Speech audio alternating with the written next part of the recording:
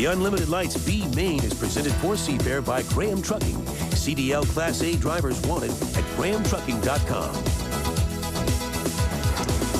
And here is how we fill out all the boats to be running in the Unlimited Light final later today. The B Main and the top 4 to finish will be in the final.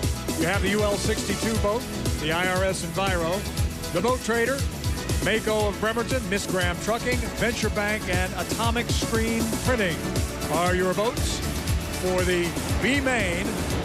Again, the 4 top teams will join 4 others in the Unlimited Light finals in just a couple of minutes. And it is our pleasure to introduce the voice of Unlimited Light Hydroplane Racing, John Lynch, who will call us the B Main today. Thank you, Steve. And as the boats are coming down slowly, this is a different starting procedure than the Unlimiteds do. At a minute 20, they must cross the start-finish line. That's where they establish their starting line lane.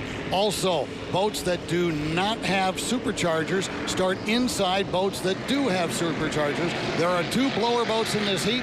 The UL-17, that's the Venture Bank with Dustin Eccles, and the orange boat, Michael Flaherty, and the BoatTrader.com. So, John, explain to us which of these boats is going to go to the Lights final.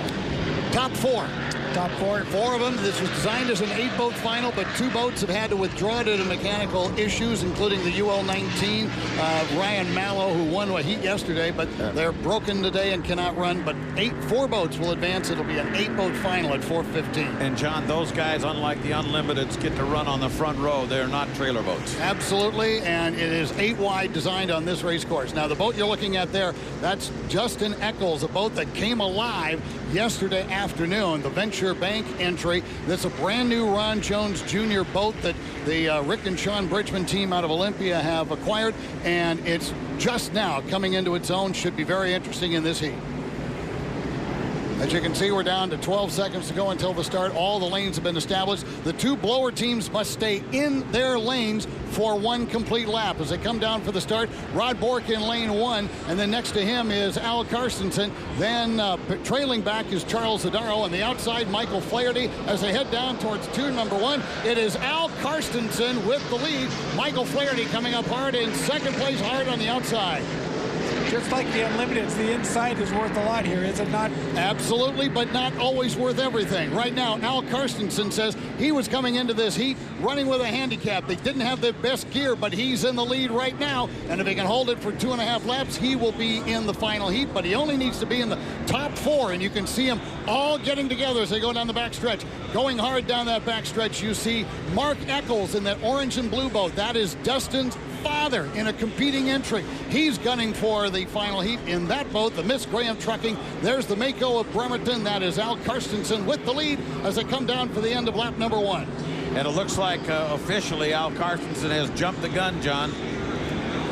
So that makes a great race for first, because the guys that were fighting for second are now fighting for the win. That is a 1-minute penalty against Al, so that means Michael Flaherty in the orange boat on the outside. That's the BoatTrader.com has the lead. Mark Eccles inside. He is in second. Then third place, you see Dustin Eccles. Rod Bork now has a chance at getting into the final heat, and there's 1 other boat going through there as well, so it's a real gaggle. You've got those 3 battling for the lead, and then back in 4th place, Rod Bork is, we're told Al Carstensen has a 1-minute penalty. Now, we talked about the blower. That's that thing right there on top of the engine. I wasn't fast enough to get it, but a blower does what for the horsepower? Absolutely, but it's a restricted supercharger to make it equitably competitive with the naturally aspirated teams. Al Carstensen with the lead, but in second place, and officially the lead on the start because of the 1-minute penalty against that boat is the UL6, so he does have a 1-minute penalty. So here's your leader, the orange boat,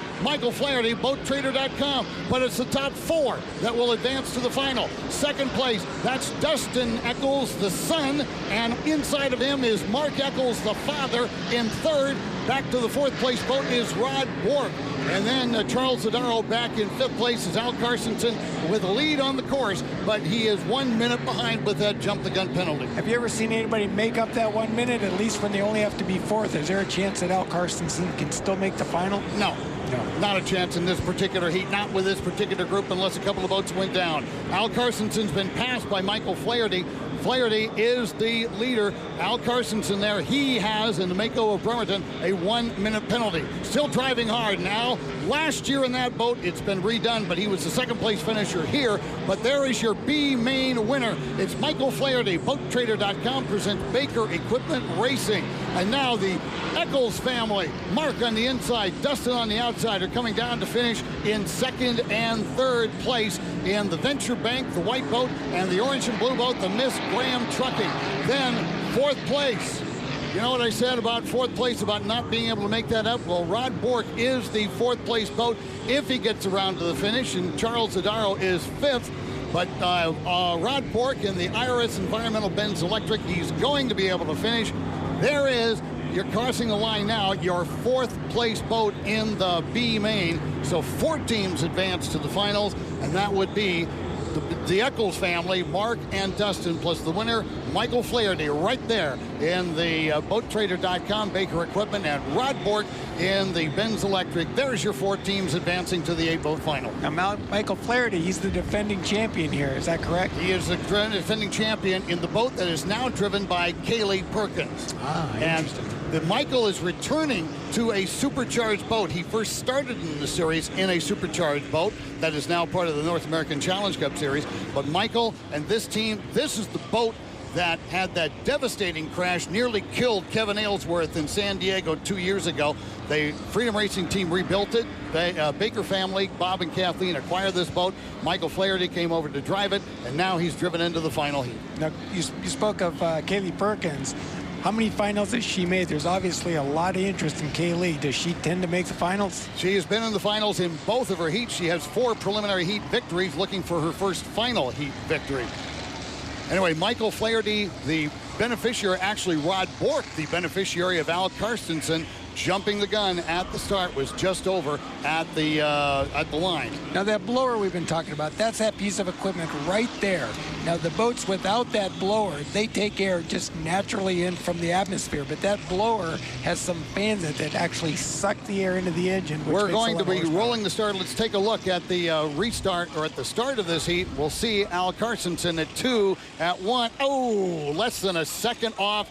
Al Carstensen tried to nail it, but you know, in Unlimiteds, they're traveling over a football field every second, and these boats aren't far behind at that speed coming down for the start, about 150 miles an hour. It's a tough thing to start, and Al missed it by that much. We're starting to see a trend as the day wears on and desperation shows in the Unlimiteds and the lights. We're starting to see some jump guns. Al Carstensen knew he was at a disadvantage equipment-wise going into it, but he wasn't at that big of a disadvantage. He would have been in the final. Tough break, but it's the first time out for this team. They've got to be encouraged with the development of that boat, which has a brand new cockpit, and you're well aware of the newer designs of cockpits as opposed to the older one that boat had. Much better visibility and better safety, and we're going to see a lot from that BCS team, the Mako of Bremerton. But tough break, Al Carstensen out for the final. As we look at Michael Flaherty, the winner of the B main, has got to get a toe in. That's hardly the way to celebrate. You'd like to come in to the cheers of all of your pit members and get ready to race in the big final coming up a little bit later. But particularly because it's only an hour and 20 minutes away. So he may have some fixing to do on that boat as they get ready to tie it up to one of the tenders here on site. And he'll get a tow back and eventually get back in and figure out what exactly went wrong. Maybe just shut the motor down. We don't know. But we do hope to see him be able to perform in the final coming up in just a few minutes. The rest of the Unlimited lights, as I look around, are pulling in, and some are actually already being removed from the water. So the B main is over, and now we have forward to look to the Unlimited light final coming up a little bit later this afternoon. And John, you'll be back for that, right? I will be back for that. That's going to be an 8-boat final. 5 of them naturally aspirated, 3 of them supercharged. Don't miss it at 4:15. I wouldn't miss a single second of it, John. Thanks. Here are your unofficial results now of the B main. And hello there, Mr. Flaherty, sir, getting a ride in. BoatTrader.com, Graham Trucking, Venture Bank, and IRS Enviro, the U62. Those are the 4 that will head in to the Unlimited Lights final coming up later this afternoon.